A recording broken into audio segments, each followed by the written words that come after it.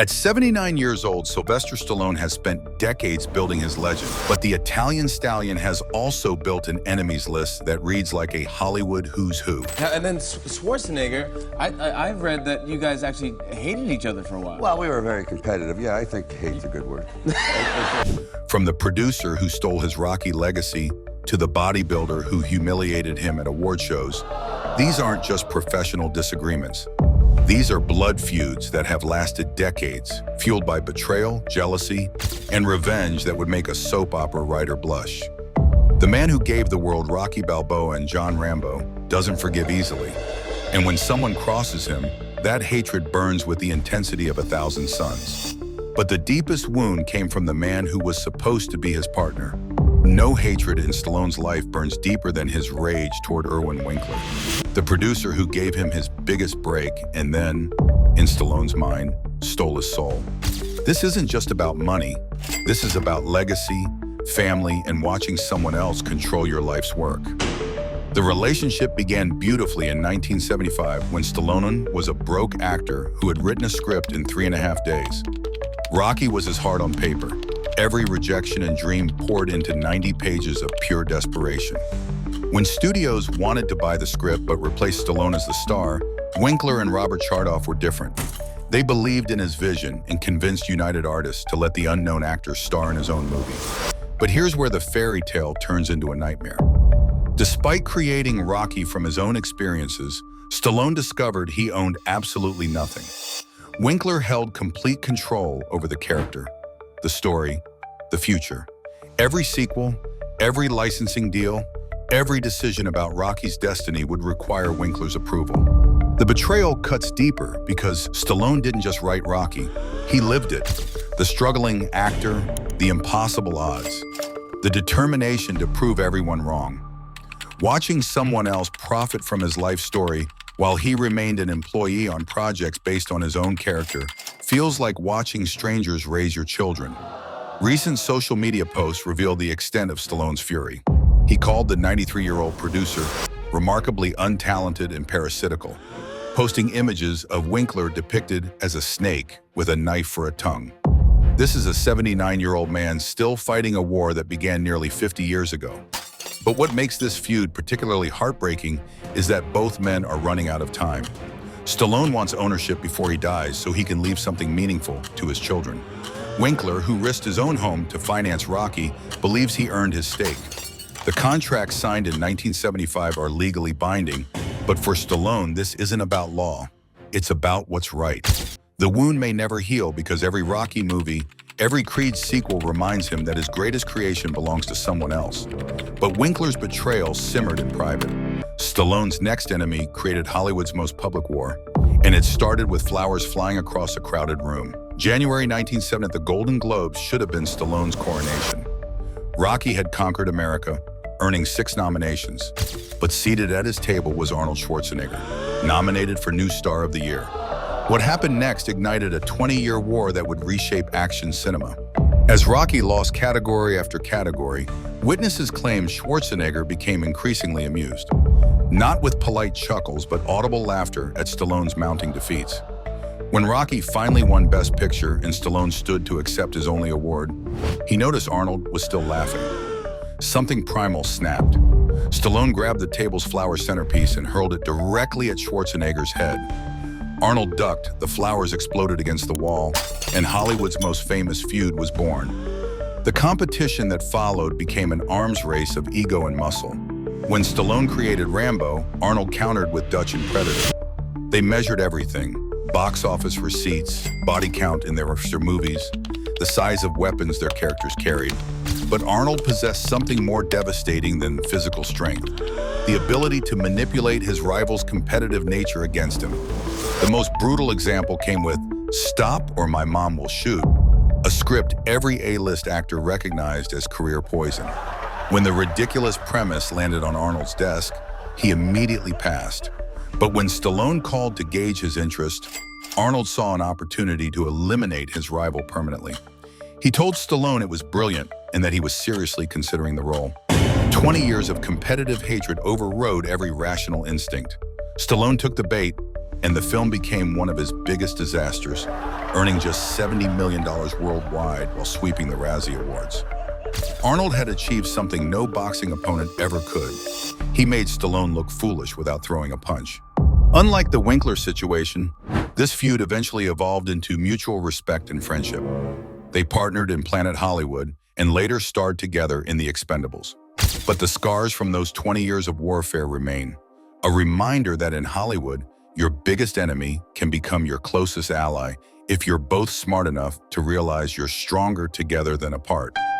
Arnold's manipulation was calculated and clever. Stallone's next hatred was born from a chicken sandwich and pure pettiness. Before fame found them, Stallone and Richard Gere were just two hungry actors cast in The Lords of Flatbush, a low-budget drama about Brooklyn greasers. Both were ambitious, but their approaches couldn't have been more different. Stallone found Gere's method acting pretentious. Gere saw Stallone as crude and anti-intellectual. The tension exploded during a lunch break at Coney Island. The only warm place for the cast to eat was inside a cramped Toyota. Stallone had settled in with a hot dog when Gere climbed in carrying what Stallone described as half a chicken covered in mustard, grease dripping from aluminum foil. When Stallone warned that the messy chicken would ruin the car, Gere dismissed his concerns. A stream of mustard landed on Stallone's thigh. Stallone elbowed Gere in the head and pushed him out of the car. The director had to choose between them. He picked Stallone. Gere was fired and replaced by Perry King. According to Stallone, Gere seriously dislikes me to this day because of the incident. The bad blood never healed, surfacing again through rumors about Gere and Stallone's then-wife, Brigitte Nielsen, during Beverly Hills Cop 2. Unlike his other feuds, this one never evolved into respect or collaboration. The chicken sandwich incident grew into a fundamental clash of personalities that outlasted careers and decades. For Stallone, Gere represented everything he despised about Hollywood pretension. The classically trained actor who looked down on self-made tough guys. The intellectual who questioned others' intelligence. Their mutual avoidance at industry events became legendary, proving that sometimes the smallest slights create the deepest wounds. Gere dismissed him as a nobody. But when a legendary director did the same, Stallone got his revenge in the most bizarre way possible.